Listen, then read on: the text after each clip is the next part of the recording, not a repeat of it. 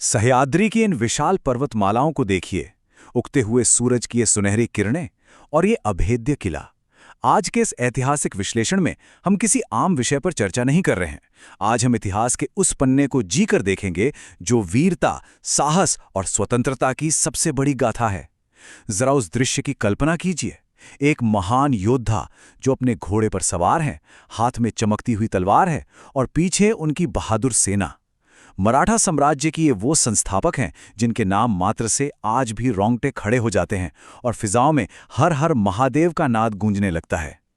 चलिए गहराई से समझते हैं कि कैसे एक अकेले योद्धा के दृष्टिकोण ने पूरे भारतीय इतिहास की धारा को ही बदल कर रख दिया।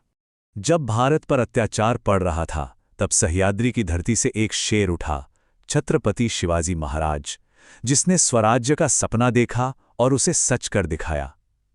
यह केवल एक उद्धरण नहीं है, सच कहूं तो यह उस दौर की सबसे बड़ी और कड़वी सच्चाई है। यह वो समय था जब चारों ओर उम्मीदें टूट रही थीं और तब इस शेर ने जन्म लिया।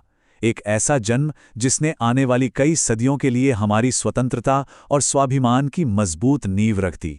अंधकार और निराशा के उस दौर में एक बेहद शक्तिशाली विचार ने जन्म लिया, और वो विचार था स्वराज्य का संकल्प, यानी अपना खुद का शासन। ये कोई रातों रात हुआ चमत्कार नहीं था। ये पूरी ऐतिहासिक यात्रा शुरू होती है वर्ष 1630 से, जब शिवनेरी किले में उनका जन्म हुआ। एक ऐसी शुरुआत जिसने सदियों पुरानी गुलामी को सीधे चुनौती दी। फिर ये सफर हमें ले जाता है वर्ष 1674 के उस स्वर्णिम वर्ष तक, जब रायगढ़ किले में उनका ऐतिहासिक राज्याभिषेक हुआ और एक स्वतंत्र राज्य की औपचारिक घोषणा हुई। और अंततः 3 अप्रैल 1680 का वो दिन जब उन्होंने इस दुनिया को अलविदा कहा। ये सिर्फ कुछ तारीखें नहीं हैं, बल्कि ये तो एक महान साम्राज्य के निर्माण की पूरी रूपरेखाएं हैं। अब हम सबको ये तो पता ही है कि एक महान योद्धा के पीछे हमेशा एक महान गुरु होता है। पिता शाहजी भोसले के साथ साथ उन पर माता जीजाबाई का प्रभाव सबसे गहरा था। जीजाबाई ने बचपन से ही उनके मन में 3 सबसे शक्तिशाली बीज बो दिए थे: धर्म, न्याय और स्वराज्य। इन्हीं 3 शब्दों ने उस युवा के भीतर स्वतंत्रता की वह आग जलाई जिसे दुनिया की कोई भी ताकत बुझा नहीं सकती थी। बिल्कुल, ये संस्कार ही थे जिन्होंने एक साधारण से बालक को इतिहास का युग पुरुष बना दिया। लेकिन यहां एक बड़ा सवाल आता है, आखिर उनका ये स्वराज्य का विजन बाकियों से अलग कैसे था? देखिए, एक तरफ मुगलों और सल्तनतों का शासन था जो पूरी तरह से दमन, अत्याचार और भय पर टिका हुआ था, और दूसरी तरफ था ये नया स्वराज्य जो जनता के भरोसे, समानता और कल्याण पर आधारित था। उन्होंने धीरे धीरे कई किले जीते और अपनी सेना तैयार की, लेकिन कमाल की बात यह है कि उनकी सबसे बड़ी ताकत उनका विशाल सैन्य बल था ही नहीं।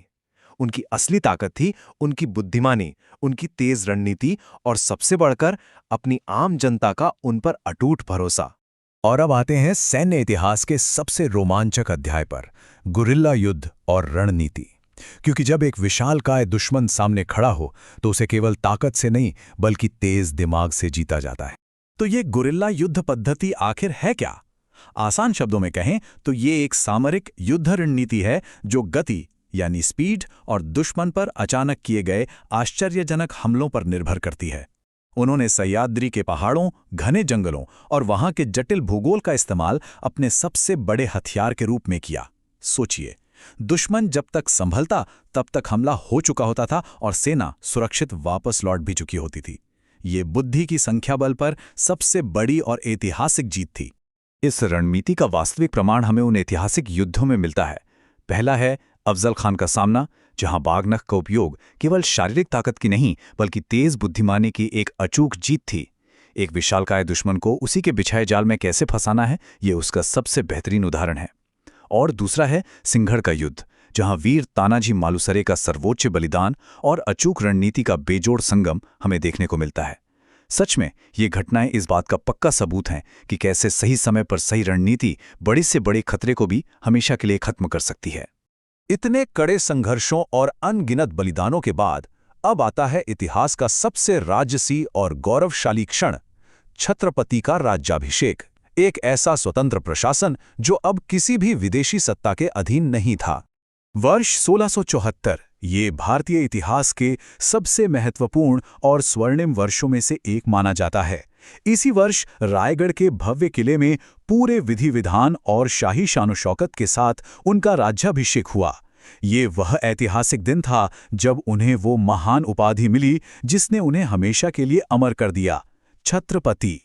ये केवल एक राजा का राजतिलक नहीं था, बल्कि ये तो करोड़ों भारतीयों के खोए हुए स्वाभिमान की वापसी थी। राज्याभिषेक के बाद उनका प्रशासन कैसा था? अगर हम इस ढांचे को देखें तो उनके शासन के केंद्र में समाज का सबसे कमजोर वर्ग था। उन्होंने किसानों और महिलाओं की सुरक्षा को सर्वोच्च प्राथमिकता दी, उन्हें पूरा सम्मान और संरक्षण प्रदान किया। उनका न्याय धर्म और जाति से बहुत ऊपर उठकर सभी नागरिकों के लिए एक समान था। कोई भी व्यक्ति कानून से ऊपर नहीं था, कोई भी नहीं। ये एक सच्चे, प्रगतिशील और आधुनिक स्वराज्य की असल परिभाषा थी, जो आज भी किसी भी शासन व्यवस्था के लिए एक सर्वोच्च आदर्श है। हर महान गाथा का एक भौतिक ठहराव जरूर होता है, लेकिन यहीं से शुरू होता है अमर गौरव और विरासत का वो अनंत सफर। 3 अप्रैल 1680 को शिवाजी महाराज का निधन तो हो गया, लेकिन उनका वो विचार कभी नहीं मरा। उनकी वो गौरवशाली विरासत आज भी हमारे बीच एक ऊर्जा बनकर मौजूद है। छत्रपति शिवाजी महाराज को आज भी 3 मुख्य स्तंभों के प्रतीक के रूप में याद किया जाता है। उनकी बेजोड़ बहादुरी, उनका अटूट स्वाभिमान और हिंदवी स्वराज्य की वो शक्तिशाली भावना। ये केवल इतिहास की किताबों में दर्ज एक कहानी भर नहीं है, ये तो वो धधकती हुई ज्वाला है जो आज भी पीढ़ियों को अपना सिर ऊंचा रखकर पूरे स्वाभिमान के साथ जीने की प्रेरणा देती है। उनका बोया हुआ स्वराज्य का वो छोटा सा बीज आज भी एक विशाल वटवृक्ष बनकर खड़ा है। और अंत में एक शानदार भगवा सूर्यास्त के इस बैकग्राउंड के साथ इस ऐतिहासिक गाथा को समाप्त करने का केवल एक ही तरीका है, जय भवानी, जय शिवाजी। यह सिर्फ एक नारा नहीं है, बल्कि सदियों पहले जगाए गए आत्मविश्वास की एक गूंज है। इस ऐतिहासिक सफर को समझने के बाद हमारे लिए सोचने वाली बात यह है कि आज के इस आधुनिक दौर में हम उनके उस अटूट स्वाभिमान, अदम्य साहस और न्याय के दृष्टिकोण को अपने जीवन में कैसे उतार सकते हैं। इसी विचार के साथ आज के इस ऐतिहासिक विश्लेषण को हम यहीं विराम देते हैं। इस गौरवशाली इतिहास को और जानने की अपनी जिज्ञासा को हमेशा यूं ही बनाए रखें।